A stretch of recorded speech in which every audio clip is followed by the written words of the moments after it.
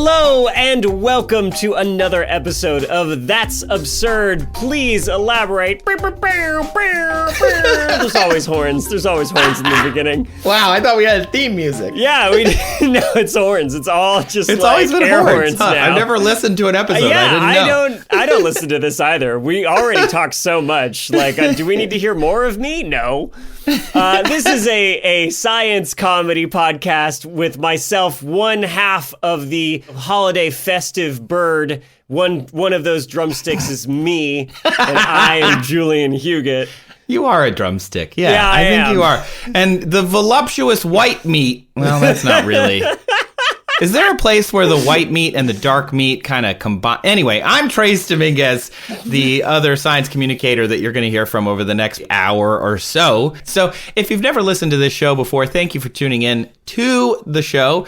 Every episode, we answer questions from the audience. They send it to us, and we try and do science research to figure out a satisfying, hopefully, answer to their absurd, ridiculous, far out, just absolutely off-the-wall questions.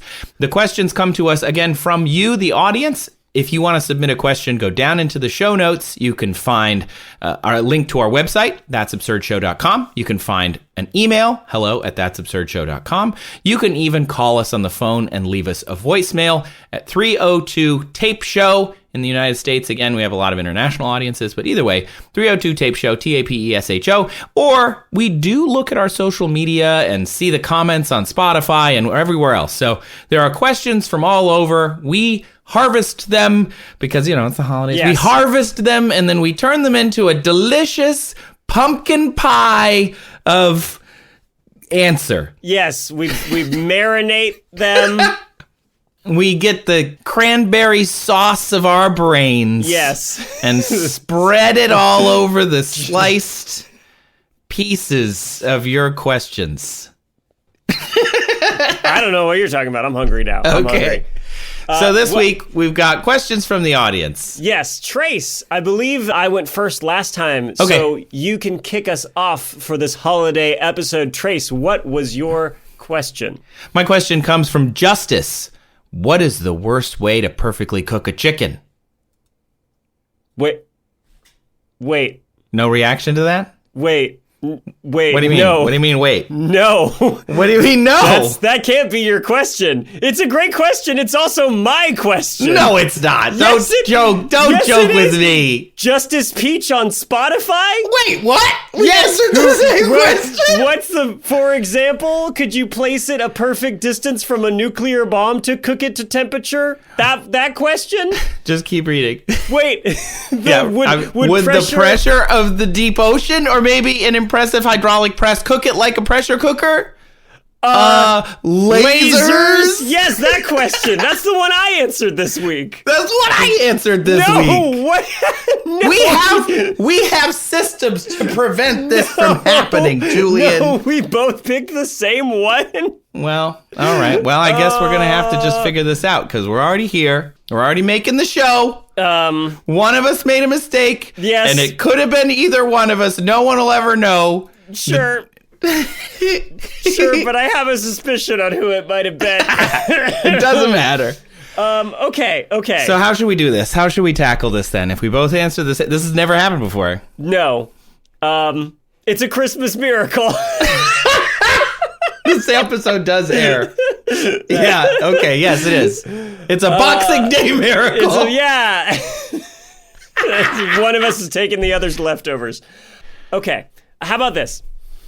Justice Peach's question has an element of opinion to it, right? Yeah, yes. The worst way to cook a chicken. Yes. You and I, having both selected this question, we should still come to different conclusions because of that, right? I mean, we are different people, though we do have a podcast where we do things very similarly. Yes, however, that tends to happen. How about this? I'm going to tell you a couple different ways, like just general overarching themes, and you tell me if you have similar themes. Sure. We can co-share. Let's see what we both came up with. And at the end, we can share our separate conclusions on the worst way to cook a chicken. I love it. Okay, great. We're gonna split this bird We're only going to answer one question, I guess, this feast upon episode. Yeah. So I started in my notes by saying worst is subjective, which is great. Oh my gosh, look at that. We've already covered that. Perfectly cook, however, not subjective. Internal temperature, according to the United States Department of Agriculture, of 165 Fahrenheit, 72 Celsius. By the way, I also had a lot of temperature conversions, and I was tempted on this one to just say Celsius and then go, which in Fahrenheit is another number. Honestly, yeah. Then I looked up the specific heat capacity of chicken. Did you look that up? Did you look that up? Oh my gosh, hold on. I think I have this somewhere in my notes. I don't have it specifically, but I did use it in my math. I don't have it written down. Okay. But yeah, what's the specific heat capacity of a chicken? It's actually very similar to any other fleshy thing, so like us, or really just water in general. Is it 2,720 joules per kilogram? 3.5 joules per gram Celsius. So I have it as 3.5 joules per gram Celsius, or 3.5 joules to raise 1 gram of chicken mass 1 degree Celsius. And again, we're trying to get to a 72 degree Celsius internal temperature. Okay. So you can use that calculation, which I'm sure you already have, because you probably did this too, right? Q equals mc delta T, the mass of the object, right, the specific heat capacity, and then the change in temperature you're trying to achieve. Yeah. Right. And then from there, we have to deal with some assumptions. For example, the area of the chicken is going to change how the chicken cooks. The airflow around the chicken is going to, like if you're air frying it, if you're frying it in a vat of oil, that's going to change how it cooks, blah, blah, blah. So we're just going to simplify and just say, okay, 3.5 joules per gram Celsius is what I worked with. So then the overarching themes in my answer are, I looked into nuclear, being near a nuclear bomb. Yeah. I looked at mechanical, because Justice mentioned crushing the chicken. Mm-hmm. And then I looked at biological, which I think is interesting. This one was from my opinion. And then I looked at a fourth way, which I just called space. The space way? Yeah, the space. Space. Just the space. So what's your overarching themes of your same answer as me? I'm sorry, audience. This has never happened. If this is your first episode, this is episode 64. We've done this. We've done over 120 questions. We've done almost 150 questions on this show. We've never done the same one on the same episode. Is it clear that we're like getting into the holidays and we have holiday checkout brain? Yeah, a little bit. Okay. Well, I took Justice's lead. And I looked into the specifics of what they mentioned, right? Nuclear bomb, classic, gotta love it. Great. Pressure in general, pressure in the deep ocean. Got it. And lasers, I didn't look at lasers. That's going to be fun. I did briefly take a look at lasers and was pleasantly surprised. Oh, cool. And just because this is a question about absurd ways to cook a chicken, I had to mine the internet classic on a, mechanical I know way. What you're talking about. Yeah. Oh, yeah, baby. Okay. So why don't we just spend some time together covering nuclear, and then we can branch off into our different ways of covering mechanically, and then into our other ways, which is to say lasers and apparently space. Space lasers. Never heard that before. Anyway, so nuclear. Why don't you go first with this one? I'm curious. Well, there was a popular kind of internet question that went around for a while that was similar. It wasn't chicken specific, but it was pizza related, right? And there was some, Reddit post or 4chan or whatever, something that made a lot of people argue and discuss. And the post was basically this, right? When you detonate a nuclear bomb, things nearby it get utterly obliterated by all different horrible things, right? You've got, of course, like the blast, the compression, the heat. It's bad. Pressure, right? Compression, I guess, covers that, but yeah. Shockwave. There's a lot of different horrible ways that nuclear bombs kill, maim, injure. But among them is heat. Yeah. And so if something is near enough at the proper distance, let's say, it may get absolutely burned to a crisp. But of course, if you're far enough away, you don't feel the effects at all. And therefore, there must be some distance in between at which, say, a supermarket frozen pizza is perfectly cooked. Right? And people did math on this. Wow. And they said, like, okay, well, let's assume that a microwave pizza, it's a 10-inch pizza. We heat it up in a normal microwave oven that's like 750 watts. We heat it up for 6 minutes. That means that it takes this much total energy and spread over the area of this 10-inch pizza. That means it needs this much, heat per square centimeter.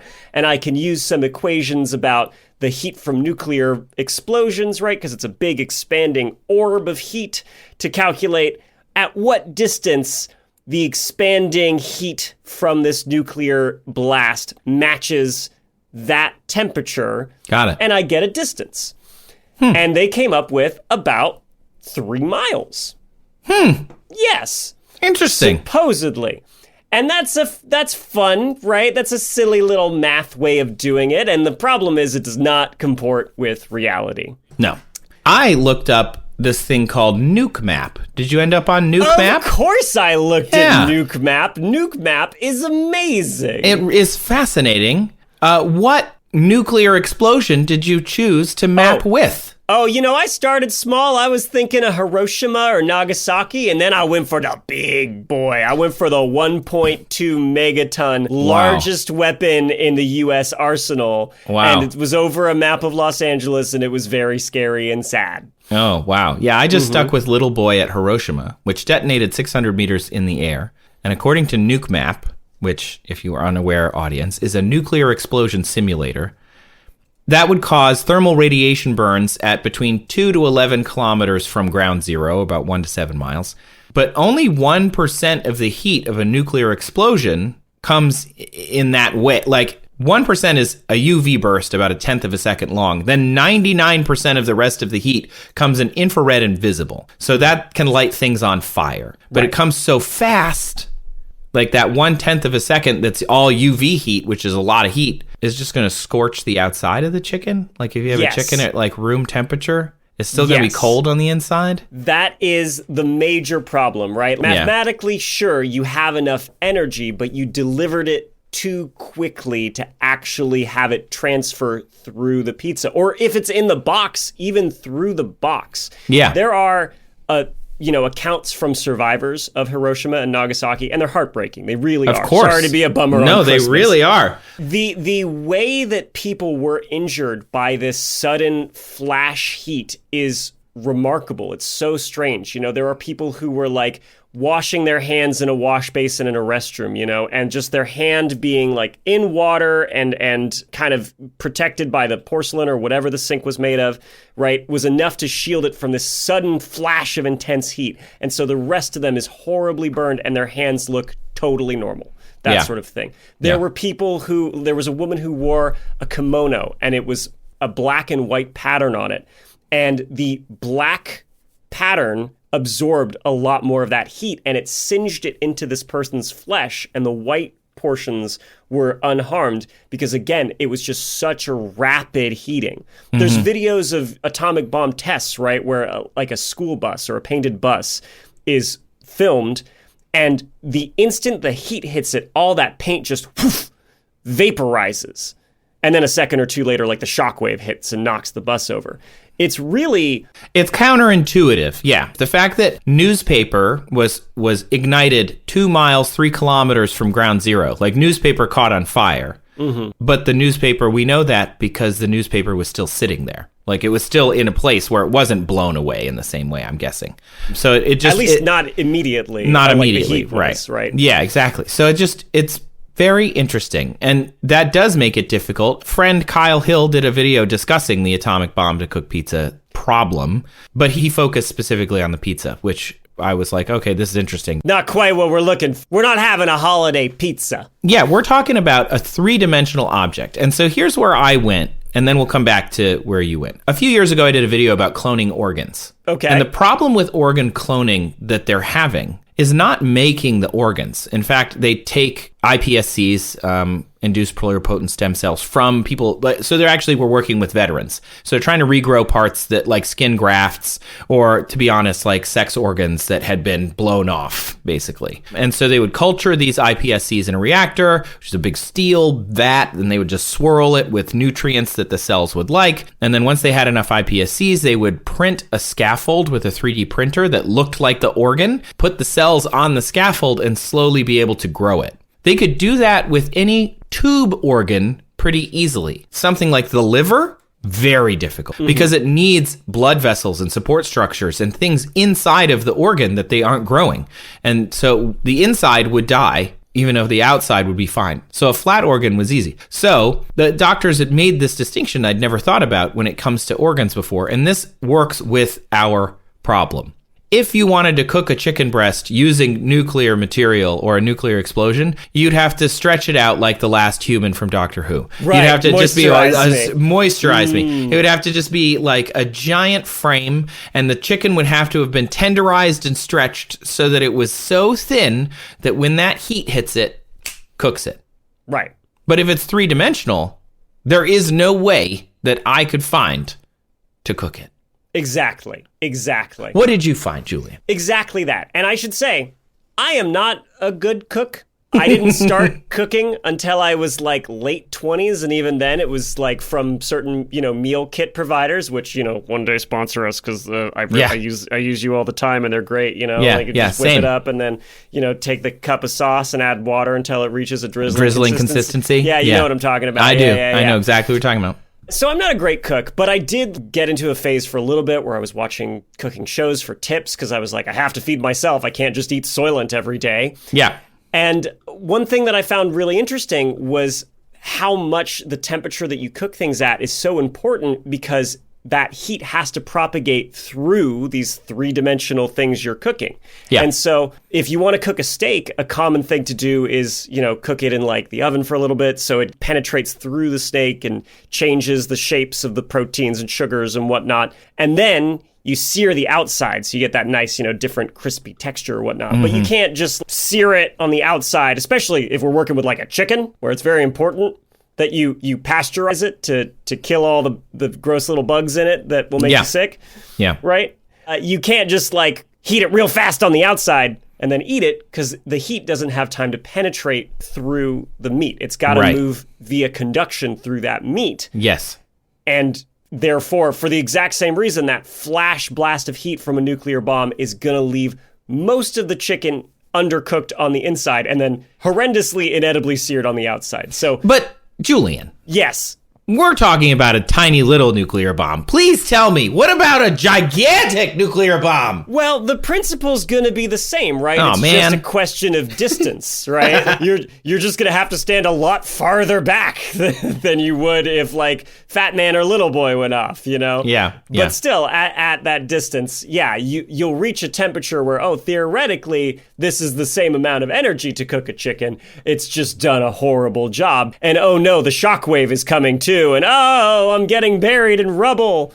Although, interestingly, according to Nuke Map, the distance that the heat wave expands past the moderate blast damage radius is actually a lot bigger. You have a lot less room for error with the smaller explosions than with like the 1.2 megaton explosion in terms of being able to enjoy your thing after it's cooked and then not getting buried by rubble immediately. Yeah. It's a lot closer, those two circles on the smaller nuclear bomb. But I did think that this led nicely into my research on lasers. Ooh, lasers. Lasers. Okay, why don't we learn about lasers? I didn't do any research about chicken lasers. Let's talk about chicken lasers. Good band name. So, the whole thing, that's an album name. Let's talk about chicken lasers. No, I was just thinking chicken lasers. Right now, coming to the stage, chicken lasers! Yeah, see, there's your horns again. There's the horns. So, get your beaks a chopping! Sorry. Lasers have a similar issue, if we're talking about cooking, that the nuclear bomb had. And that is delivering a lot of energy in a short amount of time to a small area, right? Yeah. To just, if you're peppering something with laser blasts, right? You're going to deliver all this heat, all this energy. You're going to heat it up, but it's not going to have time to penetrate deeper into the meat and not cook farther down. And I thought, well, that sounds like a terrible way to do it, except people are actually trying to develop this technology. Like, instead of having a microwave in your house, you have like a laser oven? Micro laser oven? You'd probably still need the microwave to cook like normally, but they've paired this laser cooking method with another strange piece of technology that's very future-y, 3D printing. What? Yes. In 2018, researchers at Columbia have published research saying, hey, we're working on this 3D printer / laser way of cooking. And they took some chicken that they basically blended up to a pulp so they could extrude it through a 3D printing nozzle. And as it's printing, because it's in such thin layers, they hit it with lasers. And so they build like layer after layer after layer of cooked meat. Where's my surgical mask? Hang on. Ready? Here it goes. Yeah. But why? But why? Yeah. Sorry, that was the Ryan Reynolds, but why? Was that Harold and Kumar 2? Was that what that was from? Did he play a doctor in that film? I think he did. Hold on. In that documentary? Harold and Kumar 2? The Kumaring? I don't actually know what it was. This is the White Castle one? I've never seen them. Anyway. Oh no, or was it in the original Harold and Kumar Go to White Castle? I remember it being a Harold and Kumar moment with Ryan Reynolds. Anyway. Bizarre thing to stick in the culture. But okay, I don't know. Other than they can. You know, it feels very like 3-star Michelin. Now we're just showing off a ridiculous way of cooking like a tiny portion to be inventive and different than a like... Yeah, the 3D printing. There are chefs who can cut chicken very thin. If you just want to be fancy, go talk to a human being, researchers, and cut a piece of chicken very thin. No, they're building it in crazy Lincoln Log style abstract shapes and stuff and cooking it. Okay, that's cool. I'm into that. As long as they can make it in the only acceptable chicken extrusion shape, dinosaur nuggets.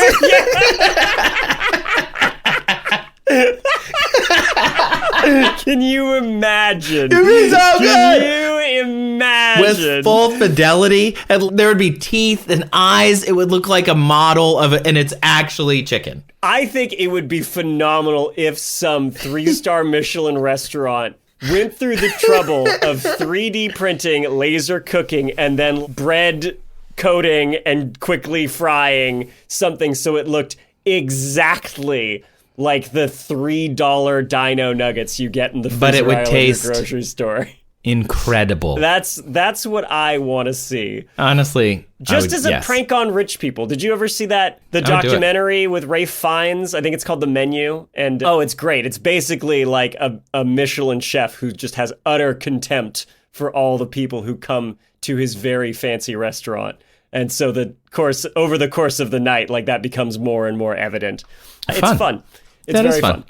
Anyway, lasers. Wow. Lasers. So actually, you could perfectly cook this extruded chicken, which I feel like it still counts. People say, Pringles get that perfect shape by mashing up the potato and shredding it and then pressing it into that little saddle. And people say, like, that's not a real potato, but that's a real potato. Look, Justice didn't say a totally intact chicken breast. They just said cooked chicken. Cooked chicken. A chicken. Exactly. That could mean anything from a full chicken complete with feathers and all the parts all the way down to any kind of system that you want to extrude. Ugh. Yeah, I don't like that word when it comes to food. No, extrude's a terrible word. We're going to need some branding to work on this for sure. But I think that could be a candidate, right? Like it's perfectly cooked, possibly even gourmet at some point in the future. But still, when you hear the word, it was extruded and then laser zapped, you might go, that's not very appetizing, when you put it that way. Yes, but I was shocked that lasers could be a viable candidate for the worst. I guess in theory, too, you could use the same 3D printing technology and then print like one very thin sheet of chicken the correct distance from a nuclear bomb. Whoa, Right? nice combo. Nice combo. Right? Love that. I don't see why not. No reason you couldn't. No reason. Okay, so if you're going to go with lasers, then should I go with space? This is just one option. I haven't come to my final conclusion yet, but please tell me about space cooking. Yeah, so I went a little off the rails and thought, interesting. The worst way to cook a chicken. We have to do the worst way. So there is no ethical way to be a billionaire. So first, become a billionaire. That's bad. Second, buy a space company. Also bad. Now, launch yourself to the International Space Station. We've already done a lot of bad stuff just to get to this point. So worst way to, and I don't mean bad as in like, this is ethically dubious, although being a billionaire is, I just mean like, we didn't make a rolling coal space company, gross. I'm saying you do everything fine. It's just, we're talking about, all we're doing is cooking a chicken. We're launching a rocket only to cook the chicken. Right. I think there are laudable reasons to have a space company, but can you imagine somebody being like, I bought this dumb space company. I'm going to rename it. What's a bird name that's available now? Twitter. I'm going to call it Twitter. It's my dumb space company, right? And my only goal is to use it to cook a chicken. Couldn't you just point the rocket on it on the ground? No! I'm going to bring it to space first. And then what? I have a suspicion I know what, but you tell me. You tell me. See, here I am just with Exploration Aerospace. No. I hear that the very well-known brand name Twitter is no longer in use. So it is. You're right. Yes.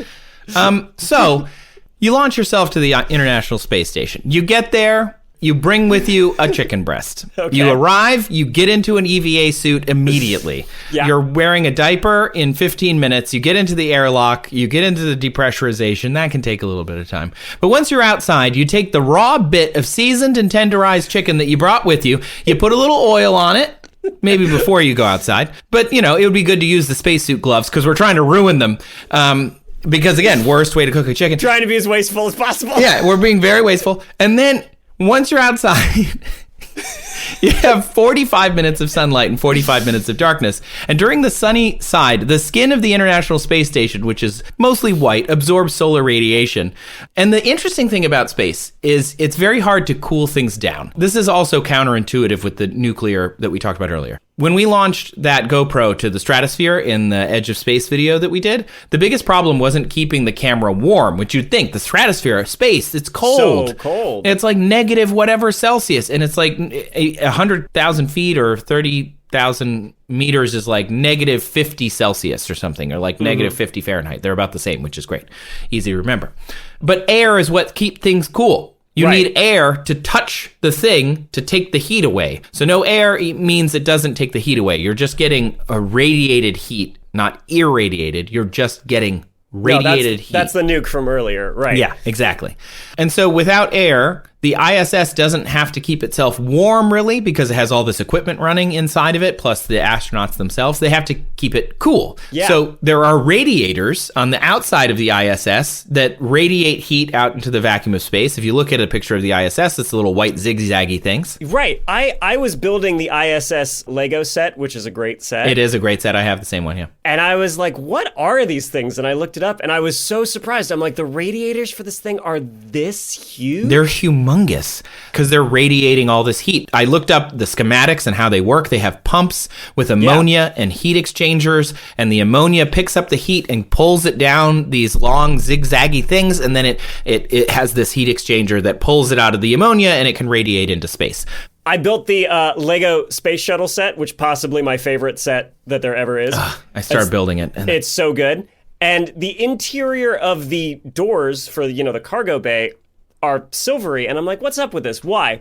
And it turns out those are the radiators for the space shuttle. And when they were, up orbiting the Earth, they would have to keep those open, this huge surface area, in order to radiate away all of the heat from their electronics and everything. Yeah, because otherwise it would overheat inside of the shuttle. It's just fascinating stuff. And again, counterintuitive. You think space is cold, we have to keep the astronauts warm. And nope, it's actually, I mean, yes, on some level you do. When you're in the sun, and when you're not in the sun, then getting too cold is a big problem. Right. So in daylight, the skin of the International Space Station can reach like 120 Celsius, 250 Fahrenheit. But radiation is baking that skin. So you take the chicken, you just slap it on there. Now you're imagining on the side of the ISS. No, it's just, this is just a chicken breast you've brought. You just brought it, you slap it on there. You're imagining a sizzle. There ain't no sizzle. There ain't air. Also, there is not a lot of science, surprisingly, for anything like fleshy touching the outside of the ISS while it's in space. You don't say. Yeah. However, spiritual friend of the absurd Randall Munroe wrote in the New York Times that based on measurements of the lunar soil and NASA guidelines on skin contact with hot objects, you would probably be able to press a bare hand against the hottest lunar soil without feeling uncomfortably warm. However, if your hand hit a rock, you might find yourself yanking it back in pain. It's like when you take hot clothes out of the dryer, even if all the clothes are the same temperature, if you touch the zipper, it will burn you. Yep. Even if the fabric feels pleasantly warm. Mm-hmm. Because there's no convection without air. So you slap the chicken onto the skin of the ISS, trying to cook it. And in the moment it touches the ISS, it removes all the heat from that point. So you have to kind of keep it moving around. You just flip the chicken. You got to flip it a lot, which you don't actually want to do when you cook on Earth. You just want to leave it alone. I'm just imagining the Canadarm of the ISS with a huge cartoonish spatula. Yeah, definitely. Flipping it over and over. The real problem with this way to cook a chicken, aside from the cost and already problems that we've got here, is the water in the meat, which is most of the meat, would desiccate. Basically, it would just completely evaporate into space or like boil off, really. Right. And within seconds, the intense UV rays would start. If you put your hand outside of the ISS without protection, the sun would give you like second and third degree sunburns very quickly because there's just nothing between you and the sun then. There's no atmosphere, there's no protection. So, however, if we did the same thing, we thinned this out, you might be able to find a patch of skin on the ISS that you could just slap it on and cook it. But you really would end up with a freeze-dried piece of chicken, which wouldn't be awesome. Sounds unappetizing, once again. But again, since we're talking about the worst, remember how I said you got there and you jumped right into an EVA suit? Mm-hmm. That is not good. Okay. Because Earth's atmosphere is 21% oxygen, 1% argon, and what's the other 78%? That would be nitrogen. And what happens when you go from a regular atmosphere into a low atmosphere environment when you have nitrogen in your blood? It forms bubbles and it expands and you get something called the bends, which could kill you.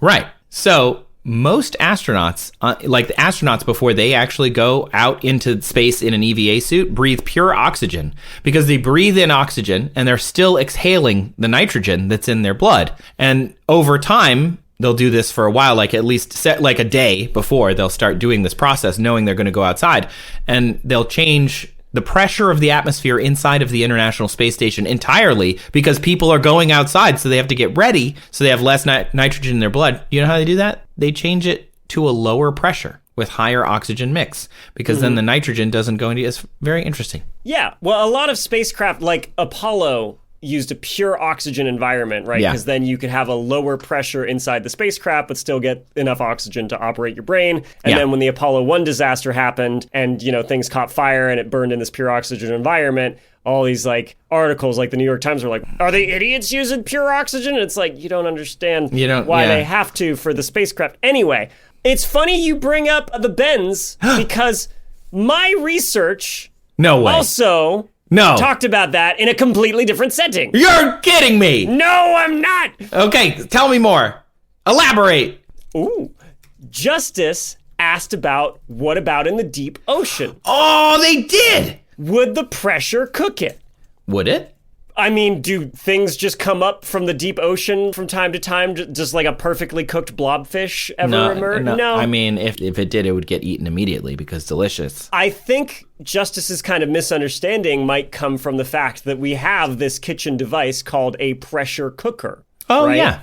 And again, I am not a good cook or an experienced cook. I have never used a pressure cooker, so I had to look up how they work, what they do, right? Yeah. So a pressure cooker, you take something and you put it in water and you clamp down the lid and you raise the pressure inside of it a whole lot and you heat it up and you can cook something in a third the time it would take to cook in normal atmospheric pressure water, like an open pot. Yeah, right? My mother-in-law uses it all the time to make beans. Very common way to make beans because you can make that because beans take a long time to cook, but not when you're using a pressure cooker. And this is a kind of a life hack, a brilliant way of using pressure with specifically heated water. That's the difference, right? There's still got to be heat applied. And the reason for that is the same reason when we're talking about nitrogen in your blood suddenly going to a low pressure environment, expanding, creating bubbles, right? When you're boiling water, when it hits that 100 C temperature, which in Fahrenheit, of course, is a different number. Right. When you heat it up that much, the water has enough energy to start vaporizing, right? Right. When water's boiling, it's not air bubbles that are coming up, it's water vapor bubbles. Yeah. Right? You've got little pockets of gas that form and they come up to the surface and then they, are released and steam comes out of your pot. If you put that water under higher pressure, it forces the water to stay a liquid until it reaches an even higher temperature. Right. Because once you get to 100 C under normal conditions, then it's going to start boiling. You can't make the water any hotter. If it's under high atmospheric pressure, you can make that water hotter so whatever is in it can cook faster at a higher temperature. Right. Or the opposite, if you live somewhere at a high altitude, your water might boil at a lower, slightly, not a lot, but a slightly lower temperature simply because, like, you live in Denver and you're a mile up from the people who live in Florida or the Netherlands. That's exactly right. And so you have to cook your pasta for longer because it's in water that's boiling at a lower temperature. Right. Yeah. So if you want al dente, and you pull it out after 8 minutes or whatever, it's still going to be too firm. It still needs more time at that higher altitude. So yes, putting it in the deep ocean would just not cook it at all. You'd just get very briny, probably squashed chicken, compressed as much as it could go. And also, do we have to review billionaires that tried to go in the deep ocean recently? Or this is a disaster-heavy episode. This is very disaster. Look, really they asked, and we did have initially another question planned, and I think this is going very well. I think so as well, and also sorry to the other person whose question one of us picked and then didn't research. We'll come back to it. But I think we should just take a quick break and then come back with the rest of the episode and more on this question. Julian, give me your best dinosaur roar. Oh, God, an asteroid! It's horrible! Wow, that was not where I expected that to go. We're popping in before the show to tell you about I Know Dino. It's a dinosaur podcast. We think of those dinosaurs being this thing that's been dead for tens of millions of years. Even so, studying dinosaurs can still teach us stuff that is relevant to the world today. Yeah, like climate models to help us understand global warming. Migration patterns of dinosaur lineages, they tell us about Earth's changing continents. We can also study dinosaur diets, what plants lived then and maybe what animals and how they interact. And, this is super cool, many dinosaur injuries, paleopathologies, they're the first known occurrences of diseases. And they talk about all this kind of stuff on I Know Dino. It comes out every week with new dinosaur stories that you're not going to hear anywhere else. Like, I hadn't heard of a lot of these, which is pretty cool. You can find I Know Dino on Apple Podcasts, Spotify, wherever podcasts are. And if you found us, you can probably find them. Go check them out. All right, welcome back to That's Absurd, Please Cook a Chicken, because that's all we're talking about in this episode. The worst cooking tips on the internet, right here. Yeah, this is not a cooking podcast, you can tell. Do you want to impress your family? Find another show. Find something else to read for cooking tips, So, Anyway. Julian, you mentioned that if you put a chicken underwater, it would compress it. And so that made me think that also Justice mentioned the pressure of the deep ocean, or maybe a hydraulic press. And I did look how Justice meant crushing. And there are many, many, many videos about hydraulic presses crushing things. And I got to thinking, what would happen if you crushed a chicken breast? And I didn't find an answer that I wanted to talk about. So instead, I want to talk about how I used to work at an old fort. What? And I learned blacksmithing. Every episode. How do you keep finding ways to do this? Now it just seems like I have to. It's like an Arrested Development running gag where Tobias ends up in the hospital at the end of every episode in season 3. That's you. We have to end up back at the old fort. We do.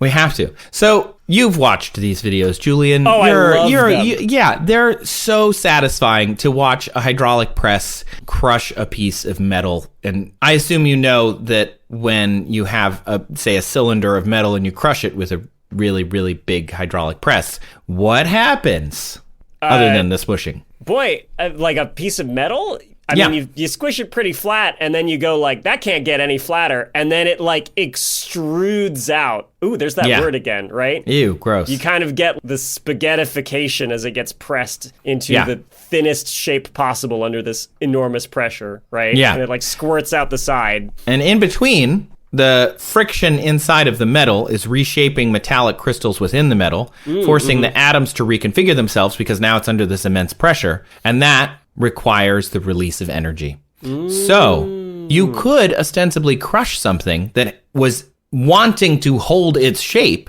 and get it to heat up. The thing is, flesh doesn't really want to hold a shape, right? We are a shape, but we're really like tacked onto this skeletal, frame.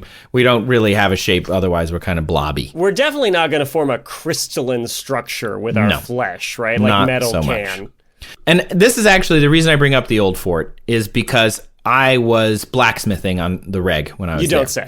Yeah. And so when you do this, I've actually... That was in between fifing. That was just like your I would schedule go every fife day. on Tuesday. I had a day off. And on Wednesday, I would blacksmith. It was just a normal life.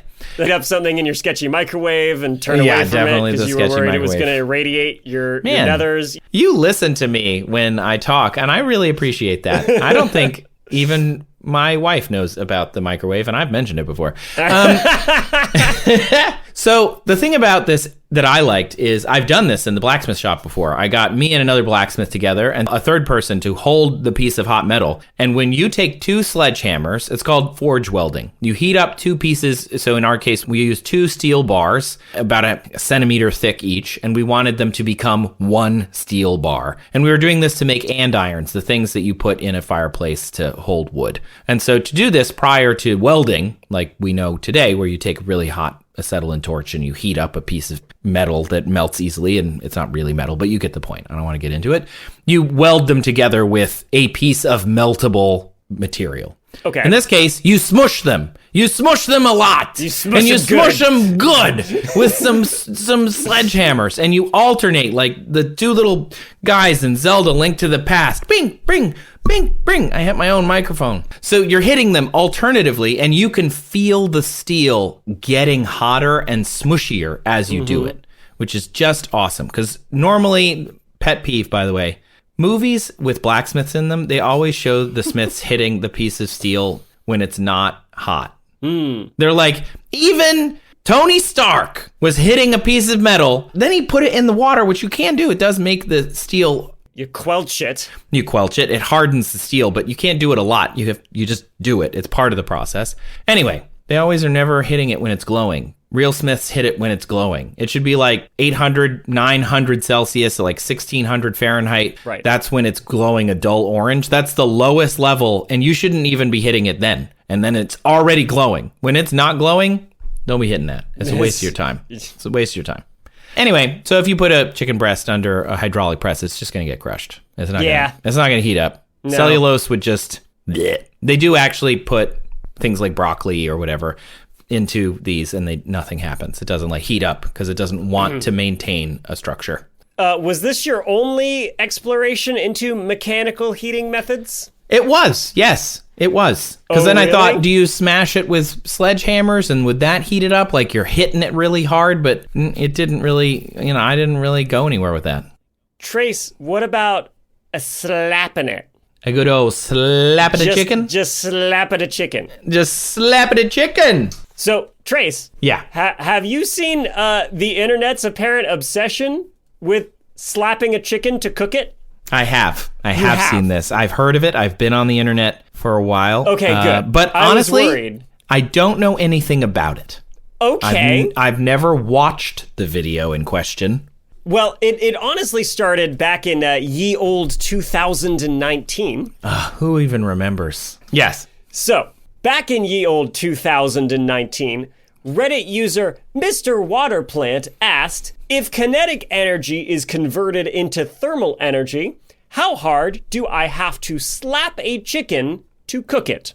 How hard? Right. That's an interesting way to think about it. Yes. Yeah, because there's a limit to how hard you could slap the chicken. Oh, of course. Of course, there's a biological limit. Yes. For the chicken to maintain its structure. But before we get to that, the internet, being comprised of heroes sometimes, attempted to answer this. And a physics student, Parker Ormonde, actually went through, okay, here's my math on how I'm going to do it. And they took that MC delta T equation, right, for like the temperature they'd have to raise it to. They set it equal to how much kinetic energy a moving object has, right, which is 1/2 mass times velocity squared. We brought that up a lot. Yeah. And they said, okay, well, the typical mass of a human hand is about 0.4 kilograms, and the average speed of a slap is this fast, and let's say I have a 1 kilogram turkey, how much would a single slap raise the temperature?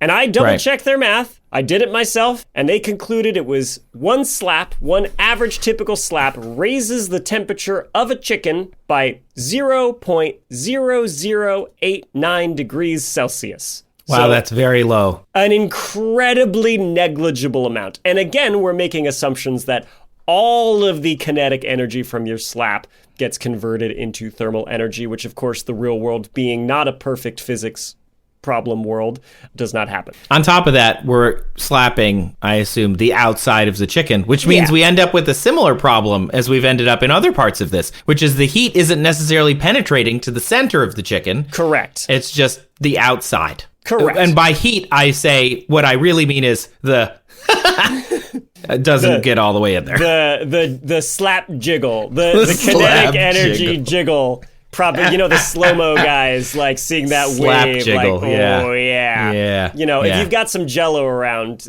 this holiday season, you basically know what we're talking about. That's right. Okay.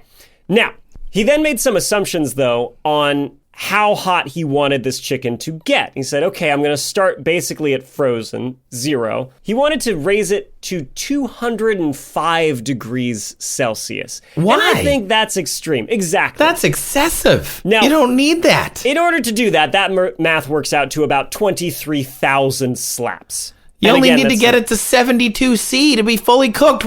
No one's going to want to eat this chicken. Exactly. And it's starting at room temperature, which is about 20 degrees C. So you only need the delta T part of your equation is only 52. So just a reminder, in case you weren't paying attention earlier, that's Q equals the mass times the specific heat of chicken, which is 3.5 joules times grams Celsius, times delta T, so the change in temperature. He actually found a specific heat capacity, though, and it's a bit lower than what you quoted. Yeah, it's interesting. Like 2.72 instead of 3 point whatever. Anyway, Great. I guess the protein lowers the specific heat capacity, even though we're mostly water. All the other stuff in there is less good at absorbing heat, is what that means. I just went pure water because, even though we're not pure water. It seemed like a reasonable assumption. Exactly. Listen, this is all so ridiculous, right? What are you talking? This is serious science we're doing here. What's a slightly higher specific heat capacity between friends, right? Yeah. Okay. So, assuming we want to get it to the USDA recommended minimum internal temperature of 73.9 degrees Celsius, or a different number in Fahrenheit. Right. That's the temperature, by the way, that you achieve pasteurization. You've killed the bacteria inside, but you've left the flavor intact. I calculated that it would need a mere 6,062 slaps. Oh, 60-62. Right. That's a combination of my luggage. That seems more reasonable. You're going to have to change it now. Because I'm going to get into it. Okay, so that's a single slap. If you wanted to raise that temperature, right, you could rearrange the equation. If you wanted to get it with a single slap, figure out the velocity your hand would have to travel to do that. That would be 856 meters per second, or about 1,915 miles per hour. Oh my God. So your hand would go faster than Mach 2. and you'd obliterate it on impact, I'm sure. Yeah. Okay, because we're not really talking about like the heat that your hand is experiencing as well in all this, which I assume is going to be, you're going to heat up your hand just as much. Honestly, I didn't even think about that. Now, again, continuing with the theme of the internet is occasionally populated with heroes, we come to Louis Weiss. Ah, good old Louis. Met him at a party once. Of course you did.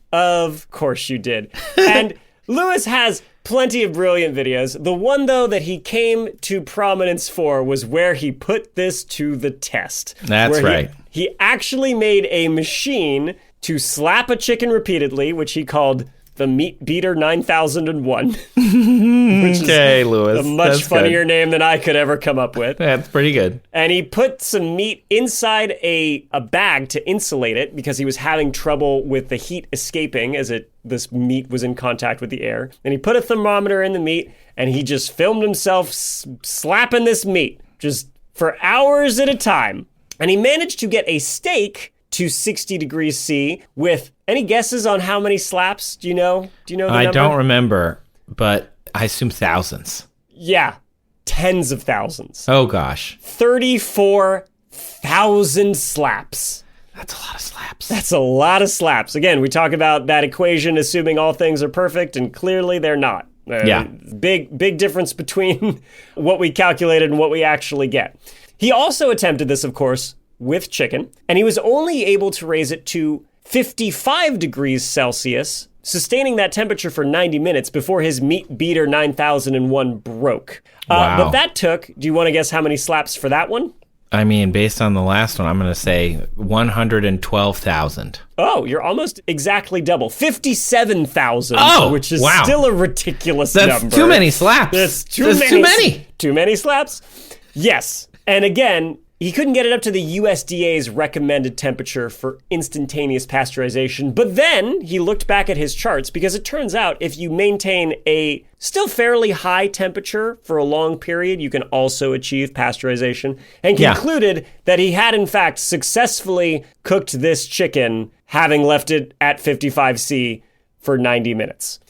Now, he didn't eat the chicken because the bag got some particles in it, some of the insulating particles into his food. So he didn't want to eat it. But he did eat some of the steak, and it looked cooked, although not particularly appetizing.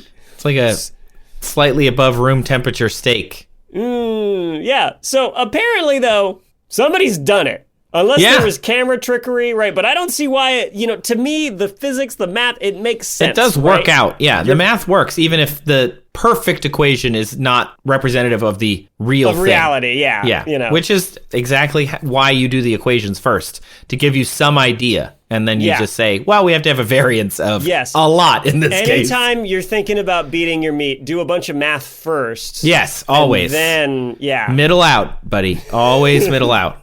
Anyway, you mentioned in your discussion of, are you done with the chicken? Okay, good. I feel like the chicken's not done with us. Yeah. So it's interesting that we're talking biology here. Speaking of meat beating, because in July of 2016 in Throop, New York, a fire spontaneously started, which one could argue that is similar to what we're discussing. But anyway, they would say this fire was spontaneous. Because the fire triangle doesn't require matches or sparks, it just can happen. Right. This was a stunningly, record-breakingly hot period in Throop, New York in 2016. We have had hotter periods since then, of course, because 2016, man, relatively cool compared to now. But the fire was started because the man who owned this stable that caught on fire had filled it with manure from his horses. Classic mistake. So I did the math. No. Could you use the poop to cook the chicken? No! Yes. So imagine you have a pile of stinky poop, compost or poop, depending on how disgusting you want to be. Cornell would say that mesophilic microorganisms break down the, quote, soluble and readily degradable compounds and produce heat. And the heat can get up to 55 Celsius or 130 Fahrenheit or whatever. Then thermophilic microorganisms, quote, accelerate the breakdown of proteins, fats, and complex carbohydrates like cellulose, hemicellulose, and the major structural molecules in plants in the manure or compost. And that can reach 65 Celsius or about 150 Fahrenheit before the microbes start to die off. They chow down so hard they set themselves on fire. They basically, yes, kill themselves off because they're producing so much heat. If your Christmas dinner doesn't look like that, don't invite me. It's fine. People aren't spontaneously bursting into flames because the mac and cheese is that good. The thing is, this can happen, and usually when people are trying to make this happen, like they're making, a compost pile, or they're using the manure to fertilize something, they do know that this happens. The microorganisms are part of that process, and so they end up stirring it and keeping it cooler so that it doesn't kill itself off. But inside of that compost or that manure pile, it's also quite wet. So you end up with a steam that evaporates out of it. Usually, like if you live in a cold place, you'd see, compost and manure steaming in the wintertime. Just a big crap sauna / banquet going full, on in there for the microbes. Right. Full Jurassic Park style. That is one big pile of yeah. Anyway, so you could ostensibly, just using the same idea here, right? Take a little bit of chicken breast, wrap it in some aluminum foil, and just plunge it deep into a pile of manure, and it will reach over time. You could leave it there for a long time, and it will reach 65 Celsius. Cooking it. That is evil genius. Trace, I applaud you, because let me tell you something. When I selected this question and was doing research on it, I was racking my brain because I thought, nuclear explosion, how do you get worse than that? And listen, I think on like a local scale, this might be worse. If we're talking like large scale devastation for like the surrounding metropolitan area, yeah, nuclear bomb's probably a bit worse than a kind of warm pile of poo-poo. But in terms of the chicken that I would rather eat, as a picky eater, as a man who didn't have a vegetable till he was in his 30s, this is disgusting to me. This is horrible. Well, it gets better, pal. Okay. So, according to Rick Kolsch, a livestock and bioenvironmental engineer at the University of Nebraska, he wrote in the New York Times that manure piles can exceed 180 Fahrenheit or 82 Celsius. So not only could you cook it, you could cook it to kind of a nice warm temp. And to do it, you would take a bunch of manure, a lot of it, and mix in some sawdust, maybe get some S&P, some olive oil, maybe some herbes de Provence if you want, be fancy. Wrap that chicken in aluminum foil and just shove it deep in there. Full arm, I think, would be the best. So at 3.5 joules per gram Celsius, assuming... You'd have to get one of those really long gloves. Why have the glove? At this point, don't even worry about the glove. So an oven at 170 Fahrenheit or 82 Celsius would take 20 minutes or so to cook the manure. So you don't actually even have to leave it in there that long. And even if this is grossing you out, in 1980, Mother Earth News published a story about Jim McLaren, who did this every day. He cooked food in his compost pile. The first time he did it, he cooked an egg and said it was mouth-wateringly perfect. The perfect, quote, hard-boiled egg, except he said it wasn't boiled at all. It was just slow cooked in his compost pile. He also cooked yogurt, cheese, roast beef. He made them, by the way. The yogurt he made from milk. He made it into yogurt and then cooked it further to make it into cheese. And he pulled it out and there was like curds and whey in there. He made a roast beef and, from Mother Earth News, 1980, duck with orange juice and apricots, which is pretty darn close to a delicious chicken. This is so horrifying. And yet, I have a tremendous amount of respect for that man. I do too. It was a very interesting article. Highly recommend it. That guy was personally trying to offset the billionaire excess all by himself. Honestly, we have, I think, even though this was totally unplanned, audience, I swear, we did not, this was a big mistake that we have turned around from a giant pile of poop into a fully cooked duck with orange juice and apricots, I think. But I think so too. Let's recap the worst ways to cook a chicken. Right. So nuclear. You got to stretch it across some kind of frame and set it or extrude and set it a set amount of kilometers away from the nuclear blast that you still have to set off. So you've destroyed most of a city, but you may have cooked the chicken. How are we going to rate that on a 1 thumbs down to 5 thumbs down? I mean, since we're highly irradiated and have presumably extra thumbs now, 4 thumbs down. I think 4 thumbs down. I think 4 thumbs. 4 thumbs is pretty good. Yeah, I think 4. Okay, then you did lasers. Honestly? You want to recap how we cooked it with lasers? Yes. We heat it in incredibly small layers that were extruded via 3D printing. But I think the opportunities for creativity and the fact that, honestly, with good presentation and decent, seasoning and flavor, I think this could actually be decent. I think this might be a no thumbs down. I give it 2 thumbs down because of extruding. The word extruding. Again, marketing will have to come back to us with something better for that. But yes. Down. Let's average it. Let's average it. 1 thumb down. Yeah, 1 thumb down. Okay, now space. So becoming an unethical billionaire and buying my way to space just to get the bends and also slap a bit of raw chicken and ruin the spacesuit on the way to, I'm slapping it on one of the most incredible and expensive science experiments in the history of humankind, the International Space Station. And I'm not really cooking it. I'm mostly desiccating it and charring it with UV radiation anyway. Yeah, I'm going to give it a 3. A 3. Yeah, I think I was thinking a 2, but yeah, I think you're probably right. 3. Yeah. I mean, because of the environmental damage from the unnecessary space travel. The disrespect to the ISS also bothers me. That's an extra half a thumb for sure. Yeah, I think so. Sure. I think the symbolism of taking also this public project and international symbol of cooperation and just smearing a greasy dead bird on the side. It also makes me angry. Yeah. So definitely 3. Yeah. 3. Okay. Now, then there's mechanically crushing it in a hydraulic press or with several sledgehammers, which didn't actually cook it anyway. Doesn't cook it. Disqualified. DQ. Disqualified. Yeah, DQ there. Okay. And then slapping a chicken.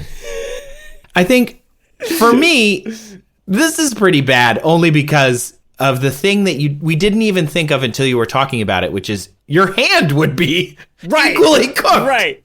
Assuming we're not using the Meat Beater 9002, right? Like Louis Weiss doesn't market this and sell a whole bunch of them, right? No. If we're going genuinely your own slap, the fact that you would wear it down to the nub, doing your this hand thousands of times over, or I think what if we got a big line of people to all walk by it? Hands across America, right, but literally it's a chicken being passed down this line, just slapping it, and whoever when it gets to the end gets to eat it. Hang on. Honestly, the symbol of cooperation, I'm gonna give it a worn down, seared thumb up. Honestly, In case you're not familiar about Hands Across America audience, I was 4 years old. It happened in the mid-1980s in May, and it involved nearly 5 million people across 16 states joining hands for 15 minutes, this is according to Mental Floss, in a sign of solidarity. So for 5 million people, you could cook all sorts of chickens. You don't even need to go the whole length. I was thinking you need to go a significant distance, but several. Yeah. You could cook all sorts of chickens. You could feed none of those people. That's like 5 million, and it takes like a calculated minimum of 6,000 slaps. Yeah, that's what, like 9,000 chickens or something. You can cook a lot of chickens. Yeah, you could cook the number of chickens that like one fast food restaurant serves in a month. That's so much waste. So slapping. I think slapping gets 4 thumbs down from me because you also have a nub of an arm. Yeah. That's like worst. If it's all up to you. Yeah. It's all up to you. If you could build a machine, I guess. But. Or again, orchestrate a nationwide slapping coalition. Slaps across America. That's a different thing, I think. So how many thumbs down do you give this? Yeah, I'd give that like a 3. So let's split it and say 3.5. 3.5. Okay. And now you're cooking it not nuclear but pooplear. So you get a bunch of compost, you wrap the chicken in aluminum foil, or you get a bunch of manure, wrap the chicken in aluminum foil, and bury it, and just like cook it. Rating? I'm just going with my gut because it honestly sounds like a perfectly viable way of doing it. Like more so than nuclear, more so than slapping, more so than the ISS. I mean, a guy did it regularly, apparently, in the 80s. Yeah. And yet still, I would not eat that chicken. I'm going to give it a fiver, a full 5 out of 5. A full 5 thumbs down for me, baby. Wow. I was just going to give it like a 1. Really? Yeah. Just because you're actually like making the earth better, man. You're like offsetting like carbon and stuff, man. You're like, it's like, yeah, man. I wanted to give you credit for it as well because it's so ingenious. My mind would have never explored this. I also looked into just straight up dropping it from the ISS, by the way. Which and like having the friction of the atmosphere. Spiritual friend of the pod, Randall Monroe, of course, looked into this with steak. Right? Oh, I love that guy. It turns out he's been doing this a lot longer than we have. Yeah. Anyway, XKCD, wonderful. Randall Monroe, great. Yes. Highly recommend. But anyway, I never in a million years, I think, would have come up with compost heating. And I wanted to give you props for that. But honestly, in my heart of hearts, if we're going to be remotely realistic, the nuclear bomb.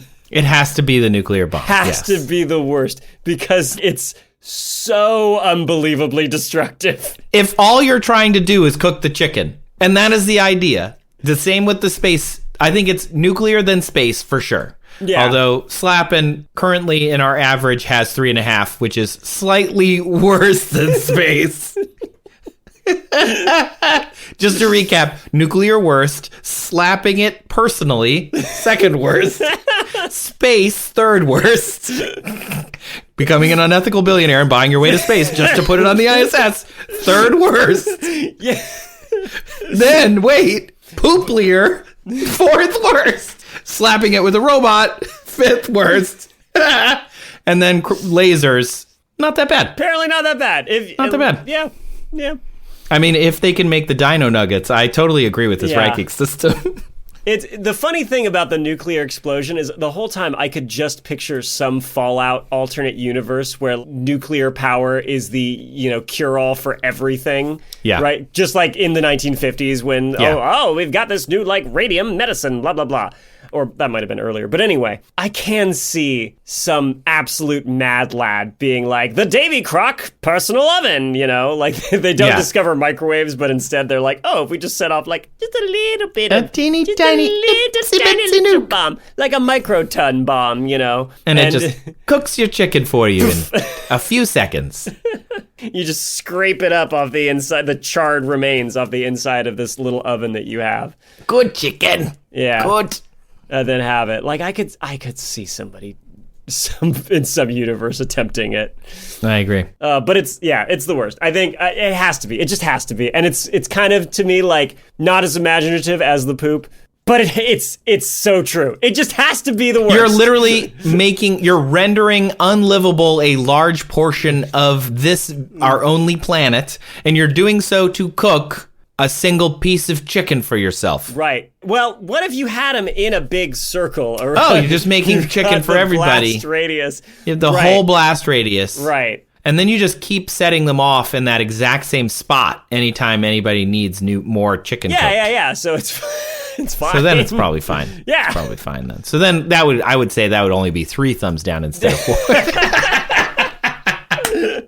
Well, I think we have, in spite of ourselves, thoroughly answered Justice Peach's question. Honestly, I don't think any question on this show has been as thoroughly answered. No. And the best part is Justice may never know what happened because they left this comment on Spotify and there's no way for us to reach out to them and say thanks for asking it. So, Justice, if you're listening, thanks for asking this question. I hope you feel great being the most answered person The only in terms of double-teamed question thus far. Yeah. I don't know. This was kind of fun. If It people was like fun. this, let us know. Yeah, we could do this again. Thank you for listening to this episode of That's Absurd. Please elaborate. If you're celebrating a holiday this week, happy holidays. If not, happy Thursday. Trace and I have had a great year. We've been doing this weekly now for a while, but it is a ton of work. And you know what? We decided we're going to take this holiday week for us off. There's going to be no new episode in your feed next week or no rerun. We're just going to enjoy the kind of calm and peace before the new year, and then we'll be back with new episodes in your feed come 2025. The show was created and written and produced by both of us. I'm Trace Dominguez. And I'm Julian Huguet.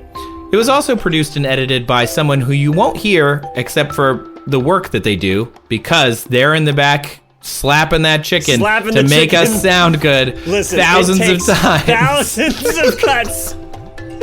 To make this show. Of this raw chicken that we call the podcast to turn it into something edible. That is our producer, Kyle Sisk. So thanks to Kyle as well. The master slapper.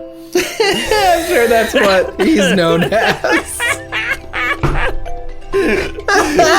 Special thanks to listener who submitted questions featured in this episode, Justice Peach. Just on the one. Spotify. Just the one this time. If you would like to submit a question, you can look for the form in our show notes or email us at hello@that'sabsurdshow.com or visit our website, that'sabsurdshow.com/ask, or even call us 302-TAPE-SHOW, TAPESHO. And a special thanks to our Patreon subscribers who vote on questions when we're having trouble selecting them so we don't make mistakes on double picking, as well as our absurd administrators, Les and Adam, who've been supporting the show at the highest level over there. Thank you so much for your continued support and contributions to us over on the Patreon. If you want to join, you can head over to patreon.com/that'sabsurdshow. Leave us a review wherever you're listening right now. If you liked this episode, I'm sorry, but this is the only one that's like this. Hopefully you like other episodes as well. But if you like this one, give us 5 stars or thumbs up or chicken pieces or whatever. Yeah. Whatever it is, give us a full, box of chicken strips. Whatever you need. We're hungry. 5 ISS chicken slap grease stains. Wherever you're listening right now, those reviews mean a lot to us personally. We read all of them, but also it tells other people that this show is worth their time. So thank you. It's a really great way to help us grow the show without having to do anything except for click a little button or tap a little thing on your screen. If you do have a question that comes up, even a crazy random one, just send it to us. We're happy to answer it. We do read all of the questions that come in as well. And finally, a special thanks to those listening on Nebula. Nebula listeners get access to ad-free versions of episodes, and they support us and other awesome independent creators who make all sorts of cool science content or legal content or news. There's just a lot of great stuff over on Nebula. I watch stuff over there all the time. I'm a big fan of so many creators on there. I encourage you to check it out. You support us and them if you join by going to go.nebula.tv/that'sabsurdshow. And remember, as we say at the end of every episode of That's Absurd Show, empirically speaking, setting off a nuclear bomb to cook a chicken is only slightly worse than being a billionaire.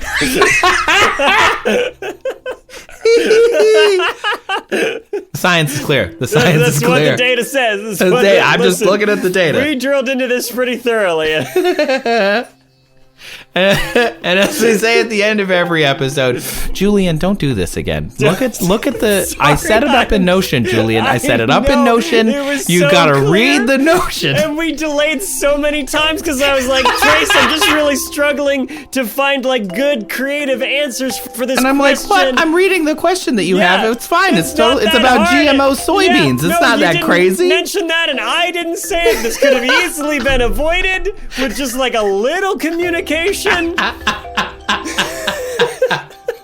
As we say at the end of every episode, this could have all been avoided with just a little communication. Yeah, makes sense. Wow. I feel like that is a good slogan for the show. This could have all been avoided with just a little communication.